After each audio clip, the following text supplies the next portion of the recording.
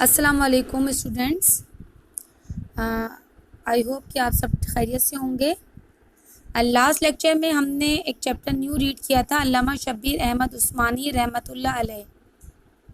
اس lecture کے اندر ہماری اس chapter کی بلند خوانی کمپلیٹ ہو گئی تھی اور وضاحت ہو گئی تھی، یعنی کہ ایکسپلینیشن کمپلیٹ ہو گئی تھی۔ آئیے آج اسی کے کام کی طرف آگے چلتے ہیں۔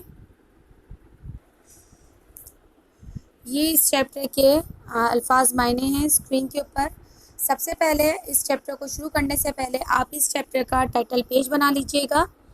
اس کے بعد اس چیپٹر کے الفاظ، مشکل الفاظ اور اس کے معنی ہیں جو کہ آپ کی اسکرین کے اوپر ہیں، اس کو آپ اتار لیجئے گا۔ نمبر 1 ہے فطین، ذہین یا دانا کو کہتے ہیں۔ منطق، وہ علم جو عقلی دلائل سے حق بات کو ثابت کر دے۔ متعلم یعنی طالب علم، شاگرد۔ متانت، سنجیدگی۔ فصاحت و بلاغت، ادھر غین کا نقطہ مسنگ ہے، آپ ڈال دیجئے گا۔ خوش کلامی اور خوش بیانی۔ متحرک یعنی کہ حرکت کرنے والا، ایکٹیو پرسن۔ دارالفنا یعنی موت کا گھر، مراد دنیا ہے۔ دارالبقا یعنی ہمیشہ رہنے کا گھر، اگلا جہاں یعنی آخرت کو کہتے ہیں۔ جسد خاکی، مٹی کا جسم یعنی مراد مردہ جسم ہے۔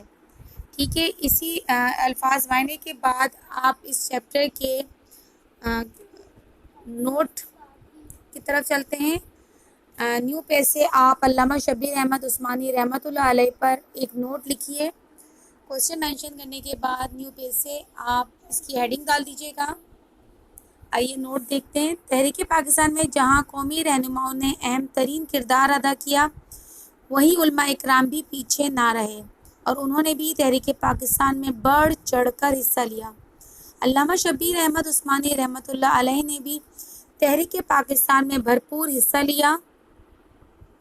پیرا چینج۔ علامہ شبیر احمد عثمانی رحمۃ اللہ علیہ 10 محرم الحرام 1305 ہجری بمطابق 1885 میں ہندوستان کے صوبے اتر پردیش میں پیدا ہوئے۔ آپ کے والد کا نام مولانا فضل الرحمان تھا۔ بچپن میں قرآن مجید کے ساتھ ہی اردو کی کتابیں اور فارسی کی کتابیں بھی پڑھیں۔ آپ اپنے دور کے نہایت ذہین، فطن اور قابل طلبہ میں شمار ہوتے تھے۔ طالب علمی ہی سے آپ کی عملی قابلیت مشہور تھی۔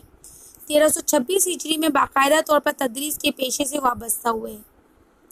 اگین پیرا چینج۔ علامہ شبیر رحمۃ اللہ علیہ کو بچپن ہی سے تحریر و تقریر کا بہت شوق تھا۔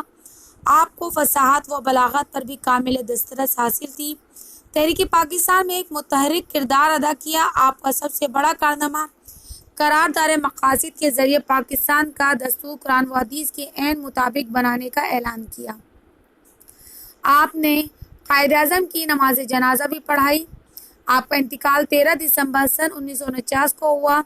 علامہ شبیر احمد عثمانی رحمۃ اللہ علیہ ایک بہترین عالم دین، مکرم محدث، معلم اور مدرس اور قومی رہنماؤں کے طور پر ہمیشہ یاد رکھے جائیں گے۔ یہ تھا علامہ شبیر احمد عثمانی رحمۃ اللہ علیہ کا تمام کام۔ اس کو مکمل کر لیجئے گا۔ انشاءاللہ نیکسٹ لیکچر میں دوبارہ نئی ٹاپک کے ساتھ آپ سے بات ہوگی۔ اپنا خیال رکھیے گا۔ اللہ حافظ۔